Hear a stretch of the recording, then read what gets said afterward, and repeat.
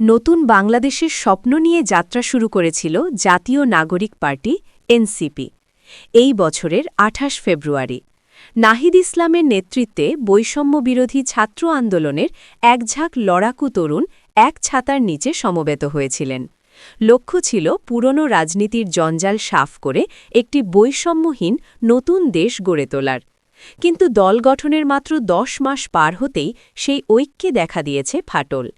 বছরের শেষ সময় এসে নির্বাচনের মনোনয়ন জমা দেওয়ার ঠিক আগে ৪ দিনের পদত্যাগ করেছেন ৪ জন, আর দলীয় কার্যক্রমে নিষ্ক্রিয় থাকার কথা বলেছেন আরও ৩ জন। জুলাই গণ-অভ্যুত্থানের প্রতিশ্রুতি রক্ষায় ব্যর্থতার অভিযোগ তুলে ২৫ ডিসেম্বর এনসিপি ছাড়েন দলটির কেন্দ্রীয় কমিটির যুগ্ম সদস্য সচিব মীর আরশাদুল হক। এরপর ২৭ ডিসেম্বর পদত্যাগ করেন দলটির জ্যেষ্ঠ যুগ্ম সদস্য সচিব তাসনিম জারা এবং তার স্বামী এনসিপির যুগ্ম আহ্বায়ক খালেদ সাইফুল্লাহ। দলটির যুগ্ম আহ্বায়ক তাজনোবা জাবিনও দল ছেড়েছেন ২৮ ডিসেম্বর। এর আগে গত সেপ্টেম্বরে পদত্যাগ করেন এনসিপি কেন্দ্রীয় যুগ্ম মুখ্য সংগঠক অবসরপ্রাপ্ত মেজর আবদুল্লাহ আল মাহমুদ ও কেন্দ্রীয় সদস্য অবসরপ্রাপ্ত মেজর মোহাম্মদ সালাউদ্দিন। দল থেকে পদত্যাগ না করলেও নির্বাচন থেকে সরে দাঁড়িয়েছেন এনসিপির যুগ্ম আহ্বায়ক মনিরা শারমিন।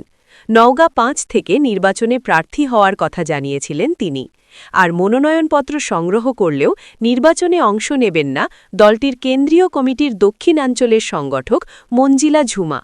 তিনি খাগড়াছড়ির একটি আসন থেকে নির্বাচনের কথা জানিয়েছিলেন। এদিকে নির্বাচনের সময় দলীয় কার্যক্রমে নিজের নিষ্ক্রিয় থাকার ঘোষণা দিয়েছেন এনসিপি যুগ্ম আহ্বায়ক নুসরাত তাবাসসুম।